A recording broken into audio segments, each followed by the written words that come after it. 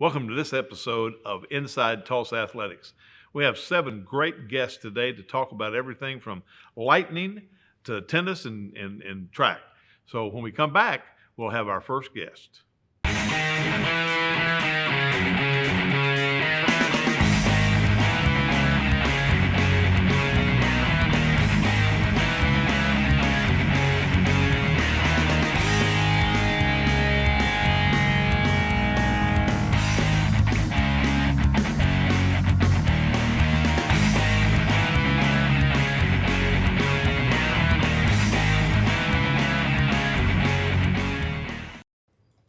Well, welcome back to Inside Tulsa Athletics. Our first guest today is Jen Sanders, Assistant Director of Athletics for Activities and Athletics. And boy, Jen, this spring is going to be filled with activities and athletics. Yeah, that's for sure. We started out with tennis. We started, March 1st and, had some pretty good weather there for a little bit. And of course, this week it's been a little rough, but we were able to get our all-city tennis in this year. Booker T girls and boys won that tournament. But we have a ton of kids out playing, and I was talking to a lot of folks that work at La Fortune, and they were saying, and in fact, we had a delay in all of our tennis balls getting to us because tennis has just blown up across the United States. Is one of the things that you can do outside and be socially distanced and things like that. So we've got quite a few kids out. Booker T's got a large team this year. It's got quite a few girls, I think around 30 girls participating. I know Edison has got a really strong team, and Memorial, they're coming up, and really working on getting some more kids out there to play. The big thing with tennis is you got, having a court near you. Right. So, with tennis kind of blowing up, we've really had to share the courts at La Fortune. So we're hoping eventually in the future for Memorial to eventually have a tennis court at their place, and then Booker T the same way. Currently, Booker T practices at Lacey Park and Memorial when they can, and at La Fortune when they can, and then Memorial obviously is at the K Center. So yeah, well, tennis is one of those things that has been cyclical with the pandemic, kind of like golf. The numbers in golf are up. Those individual sports that you can social distance, I think people are getting into. What on the front with Bike Club, Bike Club, it just seems like it gets bigger and bigger, and now we're finally getting to roll it out this spring. Started with 3 clubs. I think it was 4 years ago. Now we're up to 16. Plan on adding a few more next year. And I think that's the best part about Bike Club is that we've been slow to grow. So that we've been able to see the mistakes that we make, and then also really enhance the programs as they grow. Sometimes you can throw a bunch of bikes at folks, but if you don't have the volunteers, it doesn't really work that way. So we're working on it. We start actually today is our first day back with Bike Club. All of the volunteers will meet outside. No one's going to be entering the building or anything like that. So the kiddos will be socially distanced. They have to be anyways. We always stagger them when they're riding. So that's a lot of fun for the kids. We also plan on having Jason Horton, Humble & Sons, and then Bike Club Tulsa. They're going to start having some camps for kiddos. I'm sure you'll see some pop-up bike repair shops around our campuses.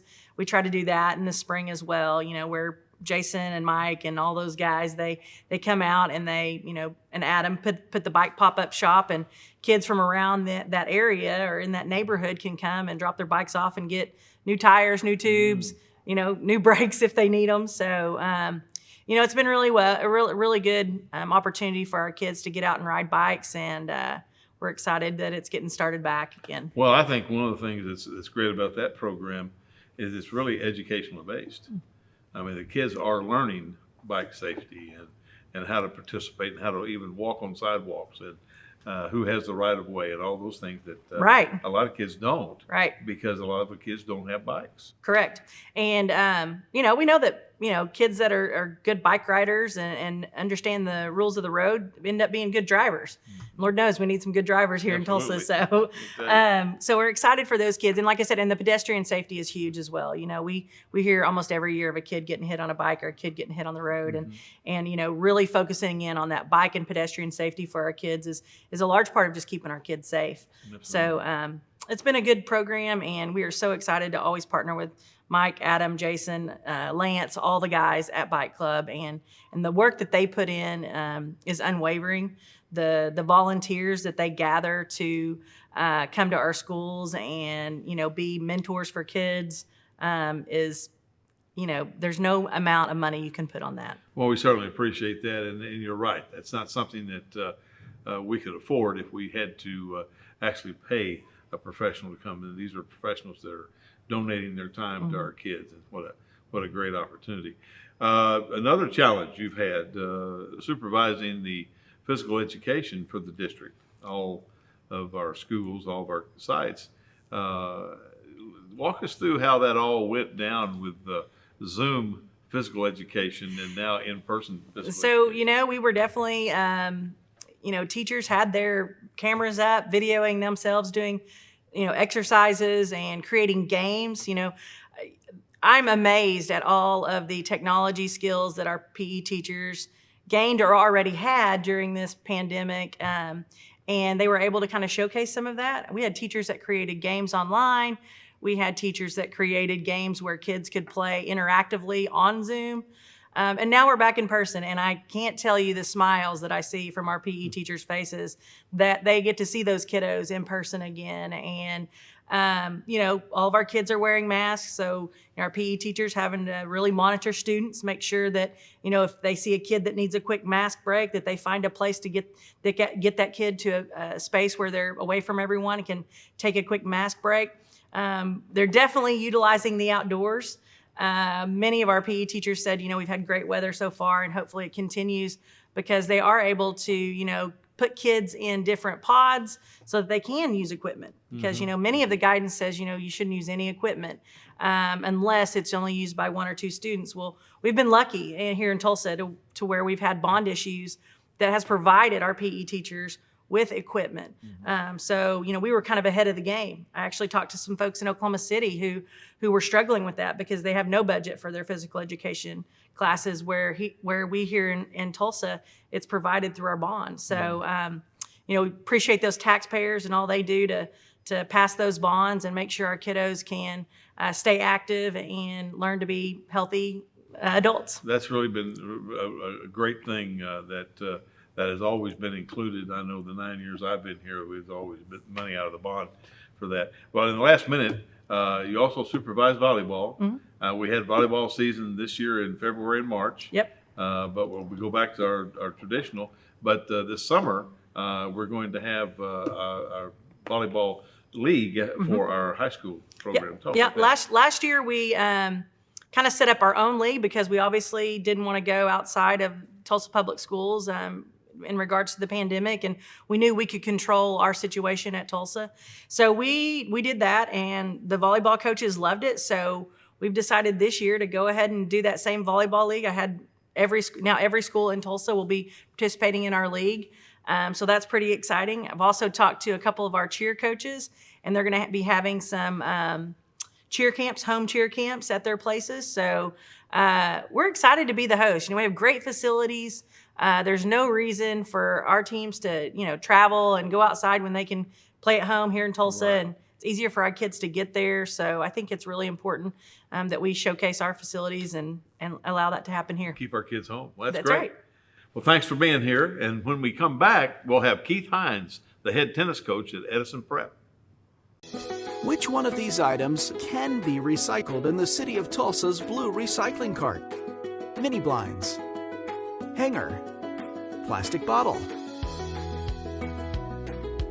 The correct answer is plastic bottle.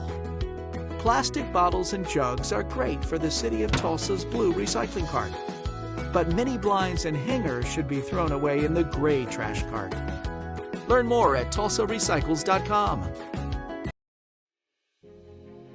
Being an athlete at Nathan Hills means that you have to be consistent, outgoing, and be dedicated because students at Nathan Hill look up to the football team.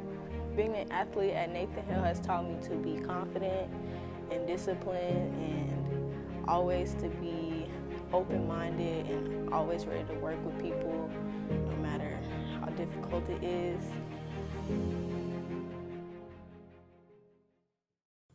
Welcome back to Inside Tulsa Athletics. Now we have Keith Hines, who's the head tennis coach, Edison Preparatory High School. Keith, welcome to the show. Thank you, Gil.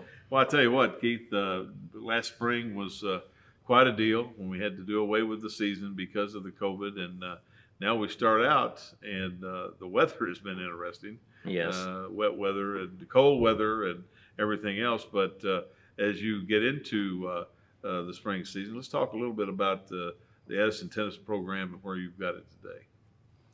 Well, it's been a little bit of a slow start. Like you said, the weather, the COVID situation caused a lot of just struggles with the schedule, getting everybody together. Tennis kind of operates pretty loosely, and coaches are just continually playing phone tag amongst themselves, trying to get some matches going. So far what we've done is we played the All-City out there at Edison, and Booker T won both the girls and the boys. Coach Williams did a really good job with them. I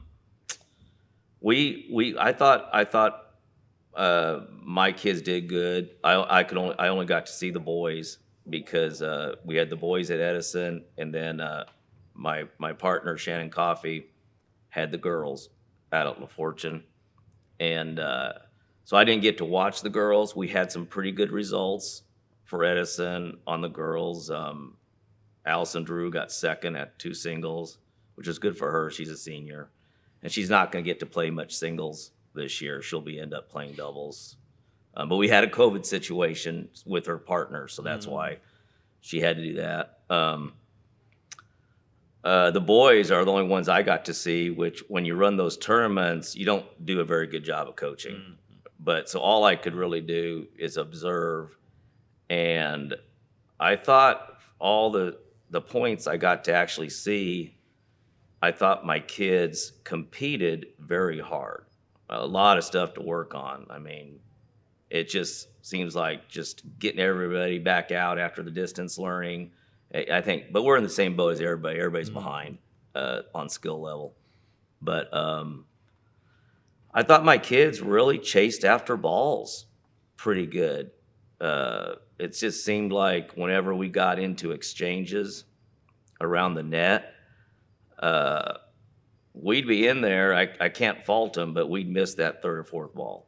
It's like just not getting ready quick enough about the third or fourth ball in.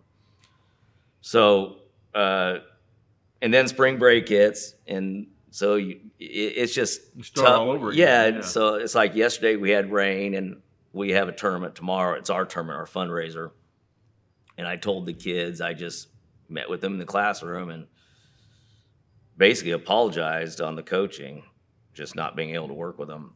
And but we went over strategies. I said, once we get out there for some days in a row, you can make a big difference between end of March and end of April when it counts. And I said, that's what we're going to have to do. But I said, it's like for our tournament now, we're switching. The boys are going over to La Fortune, and the girls are coming over with me at Edison. All I did is I just went over stuff that I don't care if you do this good or not. Like on doubles, you have to get to the net. I said, I don't care if you miss every volley in the world tomorrow. You have to get up to the net. I don't want you sitting back there by the baseline. Singles players, if you can't get the point started and play boring, singles, you got to play boring. Just hit the ball back, hit it cross court. Don't open up the court against yourself. We can't do anything. So you have to be able to start the point, hit it cross court 3 or 4 times, and then we kind of have a base we can play, and me and Shannon can start working with you, and make some positive gains before regionals in April. Is it harder or easier to actually have the kids participate in a competitive meet, or does practice really pay off when you're talking about you got to get to the net, you've got to do those kinds of things? That's a good question. it's something I fight with all the time because, I grew up playing in the late 70s, early 80s, and I loved practice.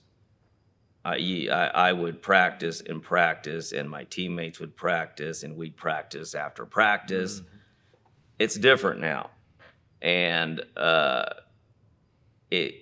can't put my finger on it, but as far as me going out and telling my kids, look, singles players, I want you to hit the ball back cross court 3 times, and then whoever gets that 4th ball, you have to change the angle. Mm-hmm. Hit to the corner.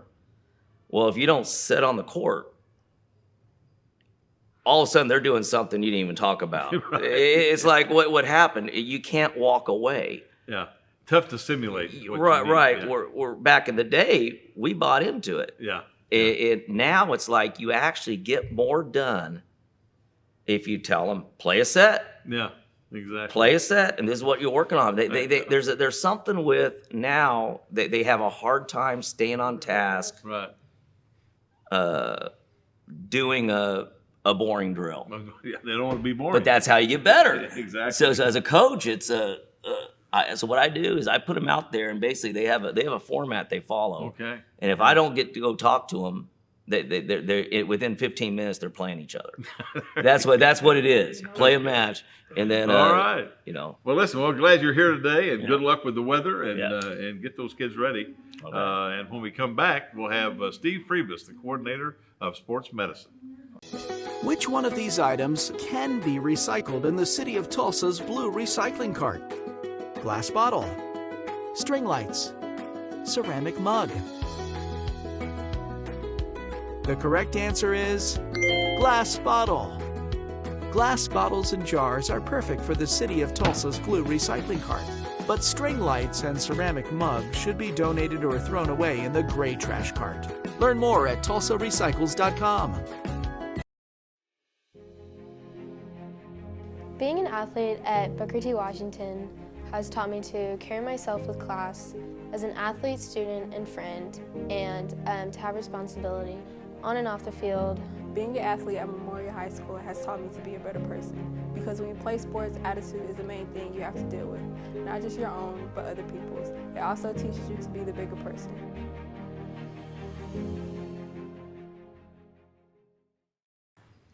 Welcome back to Inside Tulsa Athletics. Now we have the coordinator of sports medicine, Tulsa Public Schools, Steve Friebus. And Steve, we get into spring. It's always something with the weather. It seems like we have to look at that weather forecast every day, whether we're going to be rained out, lightning out, hailed out. we never know. But the role of the athletic trainer with respect to the weather is very critical. Yeah, there's only one thing that'll shut down a program faster than COVID, and that's our severe weather we get here in Oklahoma. So it's always eyes to the sky and listening to the forecasts. And lightning is the main thing. I mean, we can deal with rain in some sports, washed out baseball fields and things like that. But it's the lightning that is the dangerous element, and because it's deadly. And people, I think, don't necessarily respect it, especially if you're not from around here. I mean, we want to be outside, we want to get the games in, but it's something that you just cannot mess with. And the old what they called the flash to bang method, where you saw a flash of lightning and then you started counting 1 Mississippi, 2 Mississippi, 3 until you heard the bang, and that's how many miles away. Well, they say divide that number by 5, and usually when you can hear the thunder, it's only about 2 to 4 miles away. Well, the average lightning bolt's 10 miles away.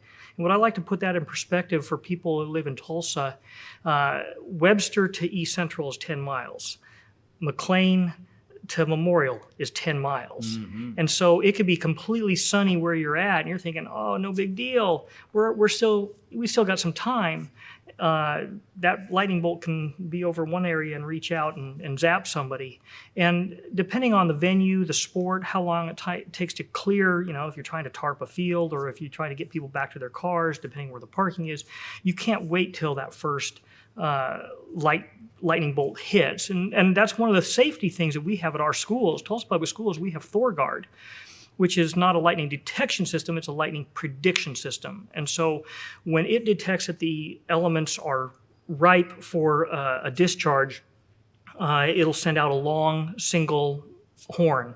And so if you're a neighbor in the area and you hear this long horn sound, we know that lightning's in the area and or could discharge at any moment. And then when it feels that it's moved off to at least a 10-mile, and basically it's counting down for about 30 minutes, but anytime a new flash, it resets the clock. So then once it's cleared the area that it'd be, let's say, 10 miles beyond, then it gives a 3 short horn blast. So it's not, a lot of people, oh no, it's coming again. No, it's a little different. And lightning is where the majority of injuries are actually on the trailing edge of the storm. Lightning usually is on the front edge and the trailing edge. But we associate rain and lightning, and so, oh, the rain's gone, let's go back out and play, but the edge of the storm is right here and it could shoot back on you, so we have to let it clear. Like you said, that's one of the things when I was the director of athletics at Arkansas Tech University in the Gulf South Conference. We had an individual get struck down at Valdosta on the mound, sunshiny day, and get struck by lightning, killed him. And after that, the NCAA took a real strong look at what their protocols were. And like you say, you can't, just because it's sunshine doesn't mean that bad weather is not lurking. They call it a bolt out of the blue. And so, yeah, you just don't know. And because you have to, wherever you're at, draw that 10-mile radius and then factor in however much time that you need to clear. So really, maybe when it's at 15 miles out, you need to start packing things up and getting ready. And it's like I said, it's dangerous. People die from it. And also, again, why we have to keep, and there's lots of weather apps out there. I mean, I'm not going to endorse any particular one. There's a lot of good ones out there. But in Oklahoma, which is different, I grew up in California, and you knew that storm was coming 4 days in advance. But here, you could be sunny at noon, and literally a cloud just starts forming just out of nothing, and all of a sudden it's a thunderstorm, just because we don't see the convergence of the different fronts. And so we have to be careful of that, and you can't, it doesn't necessarily track west to east or north to south or something like that. I think the preparation that you mentioned is one of the things that people don't understand. Practice is one thing. We take care of our student athletes, our coaches, we understand that. But when we're in the middle of an event, we have the opportunity of all of the people who are in the grandstand to be able to move them into a safe place. That takes time. You're right. You can't empty out a stadium very quickly when you're trying to make sure the student athletes and coaches are back on the buses. And then you had to have shelter somewhere near on that campus for all the people that are in the grandstand that don't have anywhere else to go. Right. You don't stand underneath the grandstand. That's not a safe haven. metal bleachers with a metal umbrella. Exactly. Standing under the grandstand is not a good deal. So we have those protocols, and I'm sure glad that all of our trainers and our athletic directors have the app where they get the notification. Right. I know mine has for every school, so it sings on a good night. It's loaded pretty much when we have bad weather, but we're certainly glad you're monitoring that, and glad to have you back, Steve. And thank you. Let's get through this spring, and hopefully we won't have any bad weather. Absolutely. And when we come back, we're going to have Merle Ashley, the head track coach at Edison Preparatory High School. Which one of these items can be recycled in the city of Tulsa's blue recycling cart? Plastic bottle, cooler, laundry basket. The correct answer is plastic bottle. Plastic bottles and jugs are perfect for the city of Tulsa's blue recycling cart. But coolers and laundry baskets should be thrown away in the gray trash cart. Learn more at tulsarecycles.com.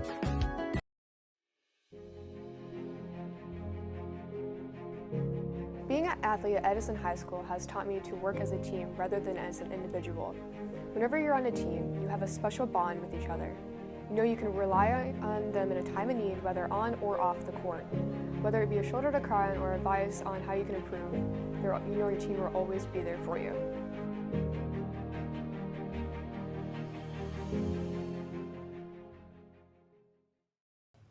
Welcome back to Inside Tulsa Athletics. Now we have the head track coach, Edison Preparatory School, Merle Ashley. Merle, welcome to the show.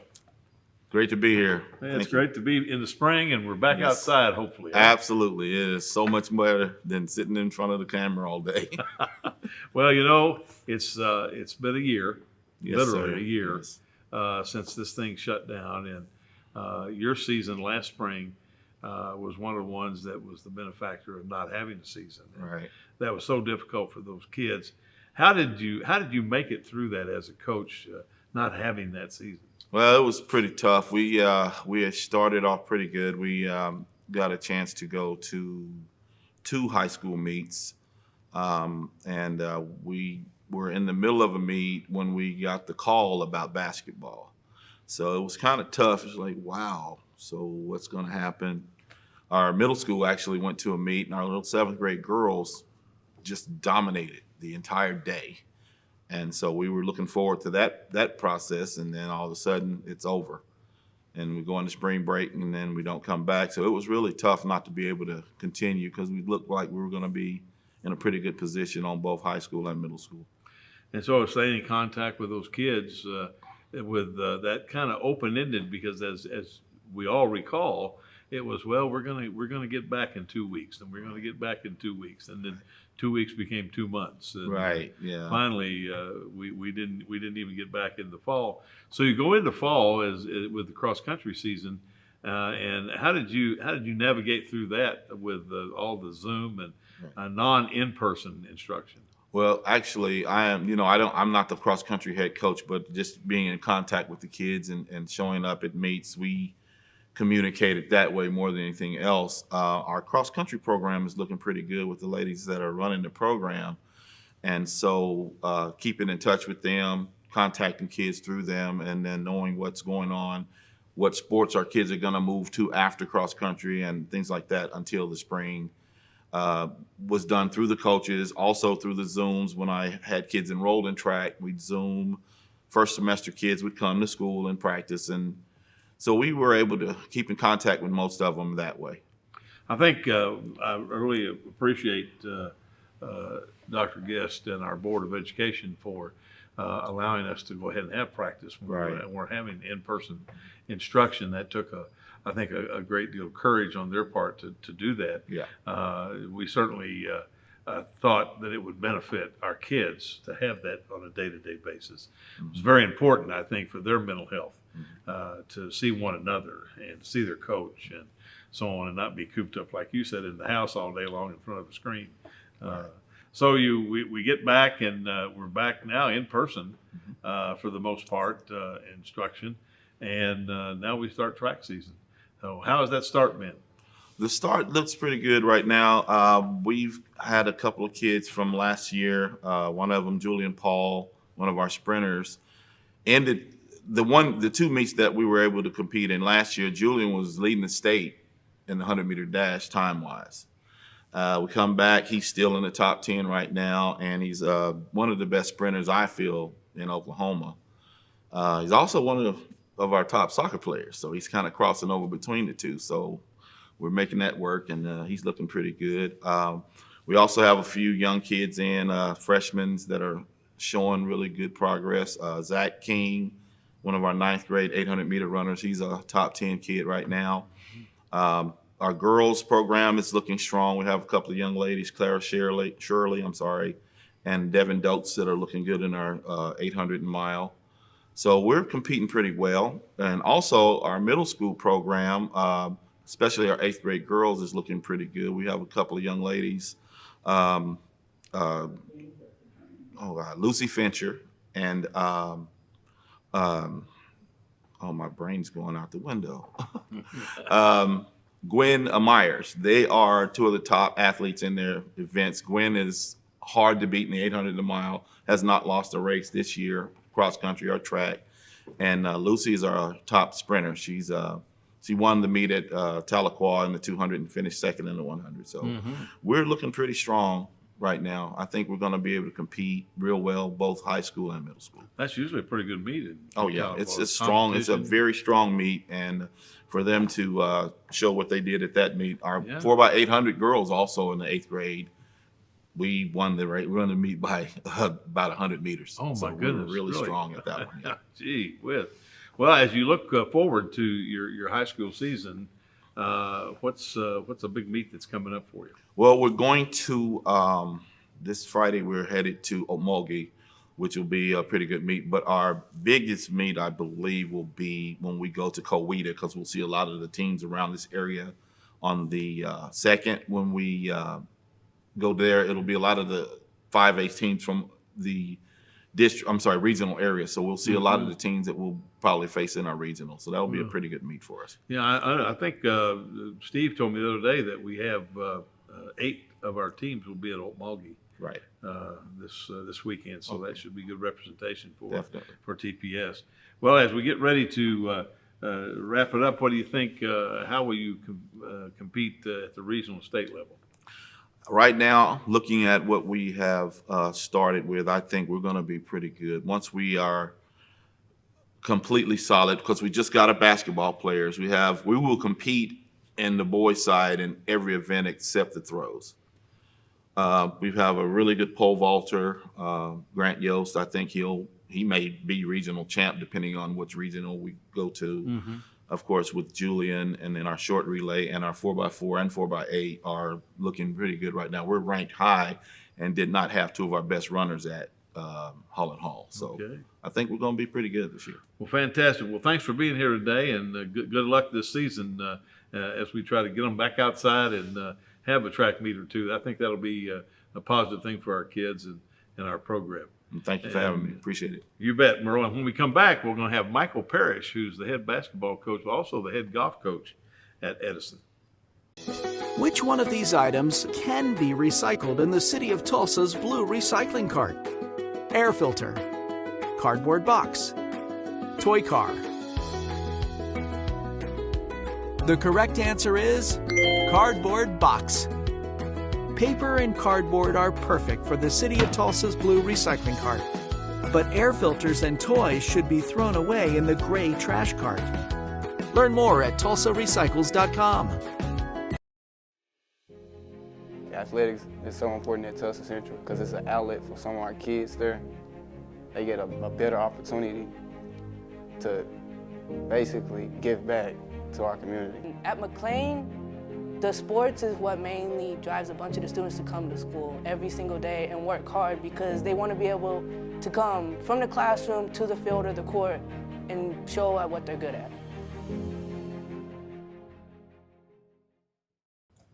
Welcome back to Inside Tulsa Athletics. Now we have the head boys basketball coach, the head golf coach, and the assistant athletic director at Thomas Edison Prep High School, Michael Parish. Michael, welcome to the show. Thank you for having me. I We didn't have know so if many titles. you were going to get Michael. through all those titles or not. Gracious, but well, I tell you what, it's been an interesting year. You know, you're as a head coach, you've had to literally go through that with your teams and everything. But let's kick off our conversation today with really an outstanding, different season football championship. Our football, middle school, junior high football team had an outstanding season this year with some really good players, but had to wait to participate until February, and made practices very difficult with temperatures outside. And I would get to school early and see those kids out there practicing in the mornings in really cold temperatures. And those coaches made a huge commitment to be there and work hard with those kids. The kids and the parents have to be commended for getting the kids there at those times and being tough enough to get out there and to finish undefeated, win an all-city championship, to go along with the high school's all-city championship. I'm so excited for those coaches and those players. Well, I tell you, it couldn't have worked out any better from a scheduling standpoint. Sometimes you have to be lucky, but we had the 2 top teams playing the last game, Hale and Edison. That's the way you want it. Yeah, they were both undefeated, and what a good way to end up. So now we get into the spring season, and you're the head golf coach. Now, how has that been? Now, you missed last spring, right? As we did. Everybody missed last spring. So how do you prepare as you get into this coming right out of basketball? I've been very lucky in that our school has some families that share the love of the game of the golf. They get out and participate with their family members, and that's made my job easier as far as sharing the game of golf. For years that I had the programs, the boys were always the really good team, and it's kind of flipped to where this year, last few years, our girls are really good. They made the state tournament and got third place 2 years ago, and then last year we're going to have a chance to kind of expand on that and didn't get a chance to play, and we graduated one of our really good players. But we have a group of senior girls this year that have a great chance to make the state tournament, and hopefully we'll be able to participate for state championship. I tell you what, that's one thing that I think a lot of people don't realize. While we've had the college and universities give those student athletes another year, and in some cases 2 years. In high school, we don't have that luxury. Right. You graduate and you move on, and so I've said this numerous times.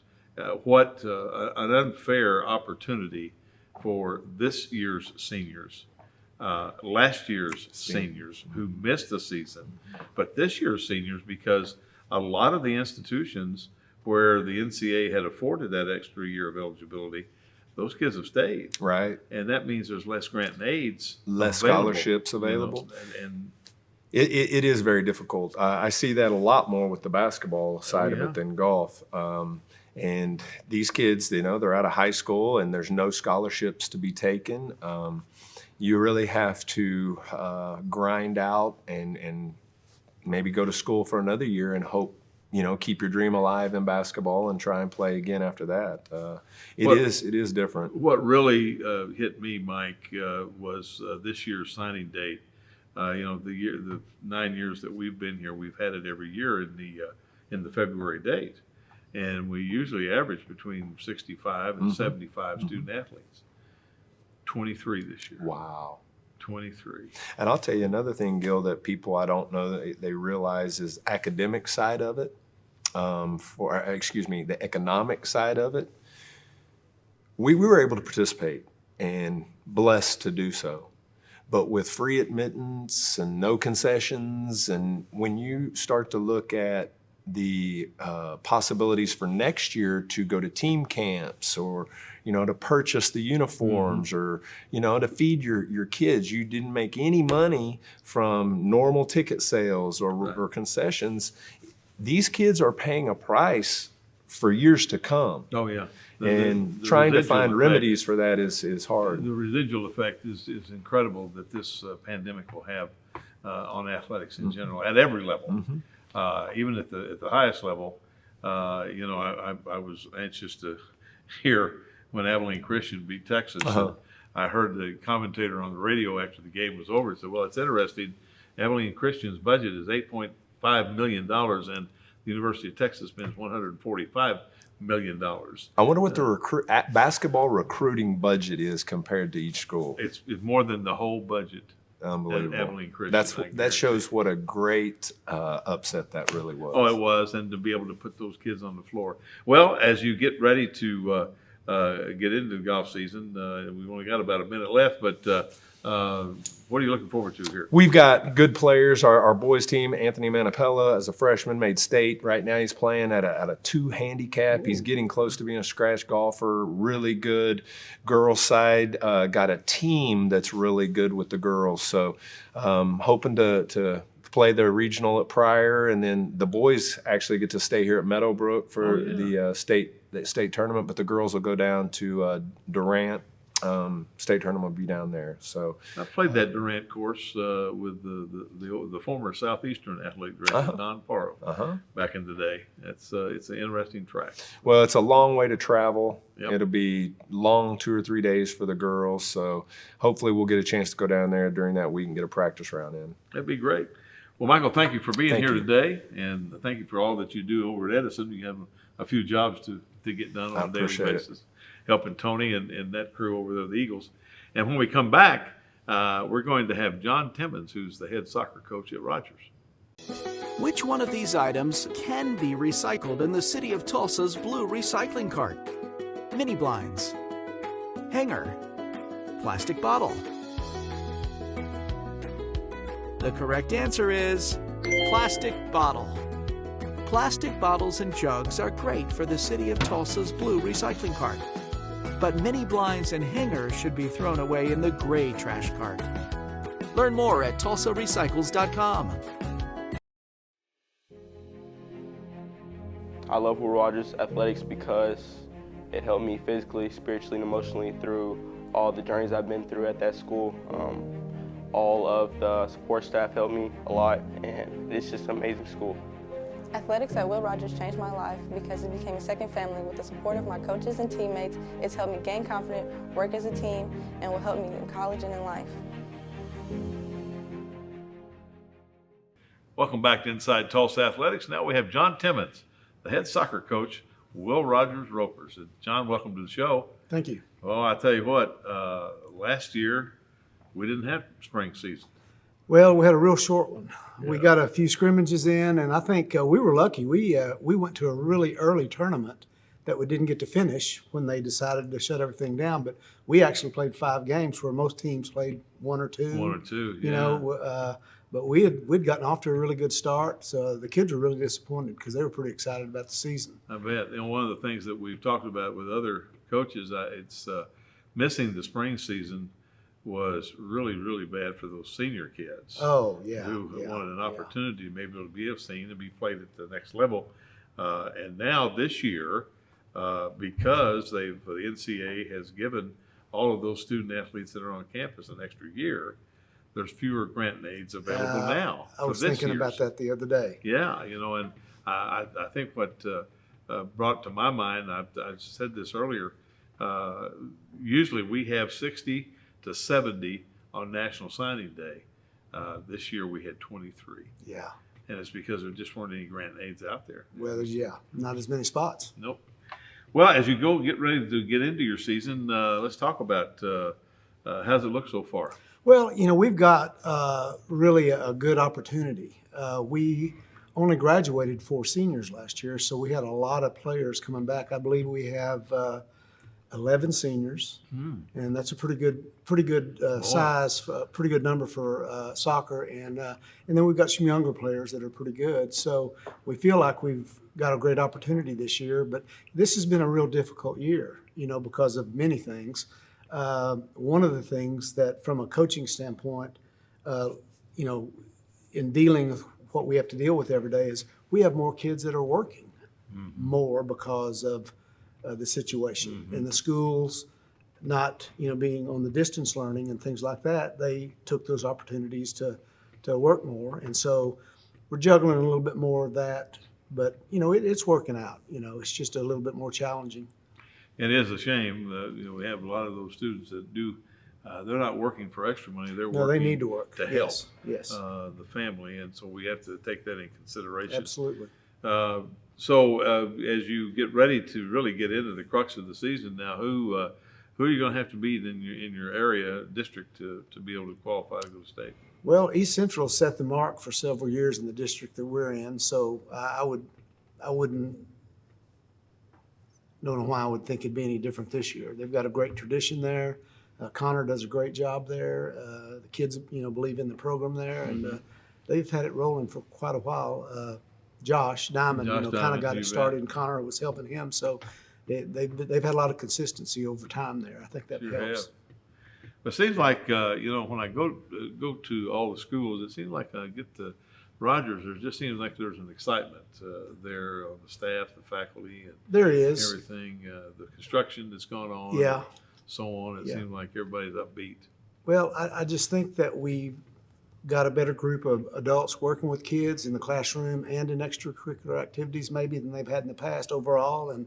And with the stadium being built, that focused a lot of stuff this year. I just think there is a more positive vibe this year. You're looking forward to be able to play a home match in that stadium? Absolutely, yeah.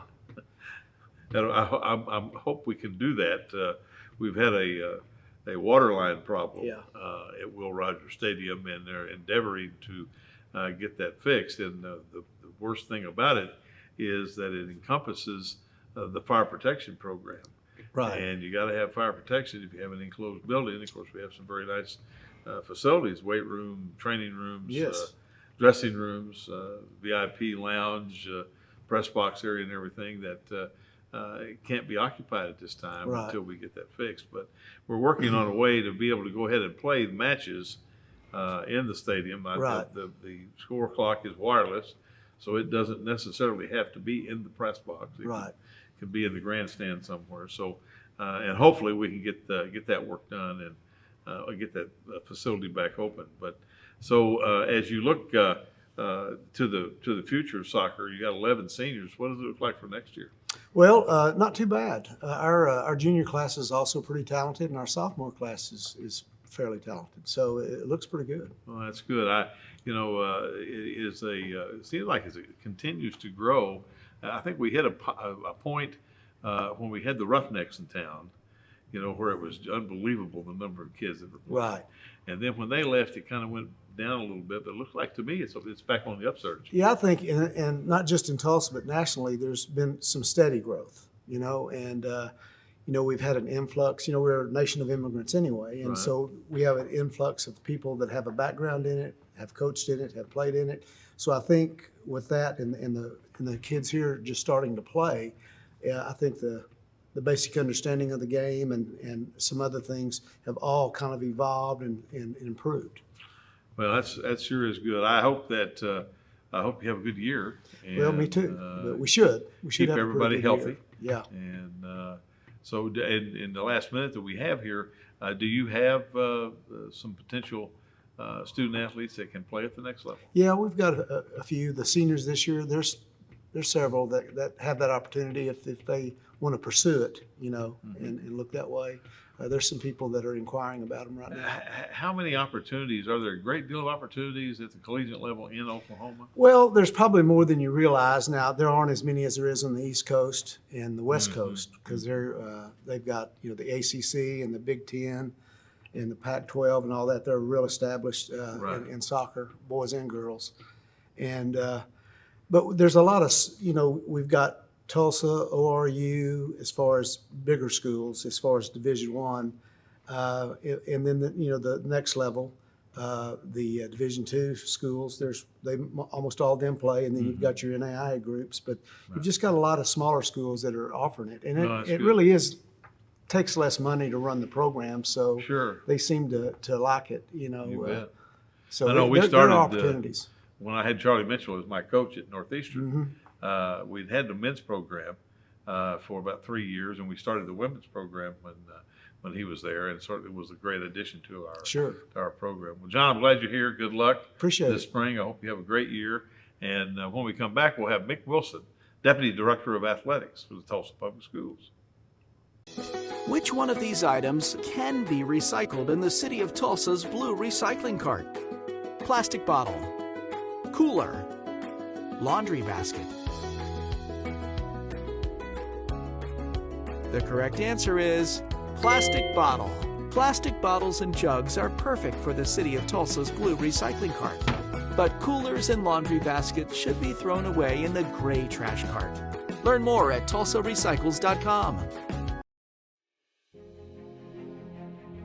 Being an athlete at Booker T. Washington has taught me to carry myself with class as an athlete, student, and friend, and to have responsibility on and off the field. Being an athlete at Memorial High School has taught me to be a better person because when you play sports, attitude is the main thing you have to deal with. Not just your own, but other people's. It also teaches you to be the bigger person.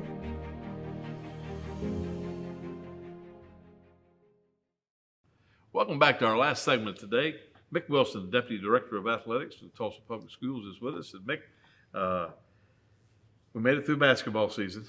Yes, we did.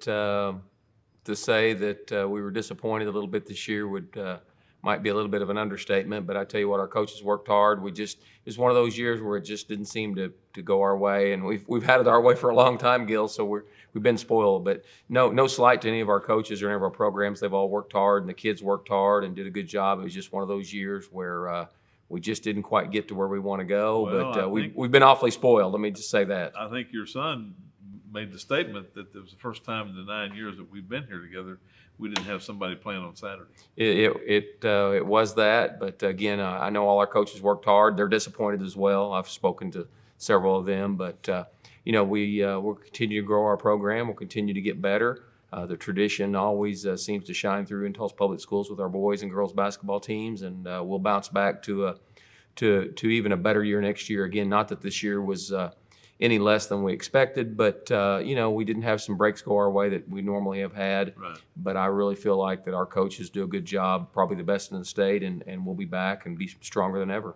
I know as I visit with people around the state of Oklahoma, the level of competition in Tulsa Public Schools, people take notice that our coaches do a good job with our kids, and I think that will continue. We've got a program that we have invested in for our student athletes, and we feel like it will be one that academically will certainly help them. But can you kind of go through the basics of our core GPA program that we've signed on for? Gil, we signed up for a new program called Core Course GPA, and it's really, after seeing the presentation the first couple times, I was really convinced that I felt like it was something that could help our kids.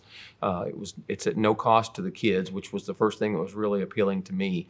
There's so many of these fly-by-night organizations and companies that really, I think it's kind of a money grab sometimes for kids that they're going to steer them to get recruited, they're going to evaluate their transcripts, they're going to do this, and they promise everything, and in the end, a lot of times it's nothing more than just the families being out a lot of money.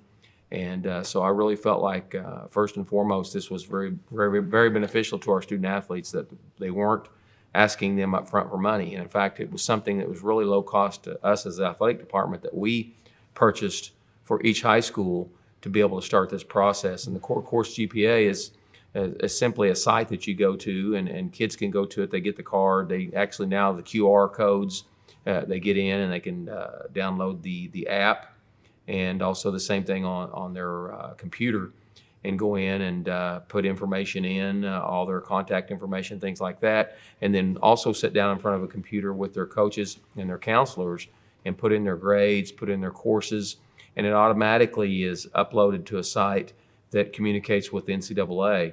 You still have to go through and do your clearinghouse, but this will actually guide a student athlete through the process of knowing what their core course GPA is, what core courses are acceptable, what courses are electives, and what courses are not counted toward graduation and toward their core course GPA. It's kind of foolproof in a lot of ways. And so I think as we presented this to our athletic directors a couple of months ago, and have now gotten the cards out, the posters, the information. I noticed the other day we've already gotten kids that have sat down and started putting their information in, that I think this will be a way. You can't say it's foolproof, but it's a good stopgap for kids that maybe taking classes that won't count, or they see their GPA and don't understand. They think, well, yeah, I've got my GPA is a 3.8, but your core course GPA may be only a 3 or 2.8. So it's going to communicate those kind of things and really help the families and the student athletes understand where they stand in order to qualify for Division II and Division I athletics. I think it certainly will be a fail-safe, and will, I think, should encourage not only our families and our student athletes, but our counselors now, because they can have access to that when a young man or woman comes in, and they can look at, because the worst thing I think that the NCAA does is communicate with the very source of their student athletes, which is the public schools, the high schools around the state of the United States. They change legislation and don't tell us what that legislation change is. Well, Gil, you and I have both been at that level, and that sometimes that they're always real leery of putting anything in writing. So email communication is not real prevalent. It's Right. always call in to the help center, and of course sometimes you'll get an answer from one of the counselors, and then call back and get a completely different counselor and get a different answer. Notorious in Division II when we were trying to get kids qualified and get their transcripts evaluated. Sometimes you'd run into that, and so that can be real frustrating. So again, it's not always perfect, but I think this really gets our kids and our student athletes going in the right direction, and it really able to guide their parents through the process. It definitely helps that, because so many of these, again, back to some of these people that are looking to help, it's always they want video, they want to upload video. Mm-hmm. Never do they really talk to the kids about what the real problem is, and that's academically being able to qualify. So I think that's something that we're after. I think that's something that we're trying to achieve. And hopefully, Gil, we won't have to encounter some of those horror stories that we had when we first got here 8 and 9 years ago about a kid not being able to go Division I that was offered a scholarship because they were way short in their core. So hopefully we'll be able to avoid that in the future and not have those problems. Our comment in our offices where I've served at the Division II level was whoever called the NCAA last got the right answer. You keep calling until you get the answer. That's right. And once you get the right answer, document it, hang up, and don't call back. Right. That's it. Well, as we move into this spring season, we lost one of our keynote programs this past year, our Tournament of Champions, and it was a hard decision for us to make. It was a correct decision, I think, simply because of the pandemic. But in the last minute we have here, let's talk about the Tournament of Champions for 2021. Well, Gil, first of all, I'd like to let everyone know we were very disappointed that we had to go that route, but it was certainly the right decision to keep kids safe. And also along those lines, now looking back, I would like to say that we lost one of our longtime helpers in the Tournament of Champions, and Steve Spanich. He kept the clock for us for years, loved the Tournament of Champions, did a great job. Of course, Steve had worked for Tulsa Public Schools and worked for Victory Christian Schools as athletic director and administrator with them. But we're going to miss Steve. He did a great job, and like I said, he was so dedicated and would pour his heart into it. So would like to recognize him and let his family know that we appreciated all his contributions to the Tournament of Champions. But as we look forward to next year, we've got some of the same teams that we had this year scheduled will return. Going to see some good basketball again. Excited about that, and really looking forward to a great opportunity to put a good product at the BOK Center together again. Absolutely. Absolutely. Well, thanks for being here today, Mick, and we'll be right back after these messages. Which one of these items can be recycled in the City of Tulsa's blue recycling cart? Glass bottle, string lights, ceramic mug. The correct answer is glass bottle.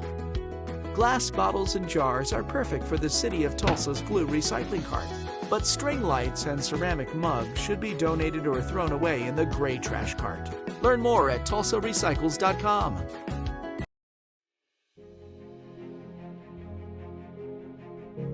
Being an athlete at Edison High School has taught me to work as a team rather than as an individual.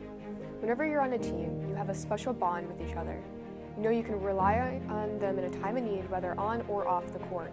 Whether it be a shoulder to cry on or advice on how you can improve, you know your team will always be there for you.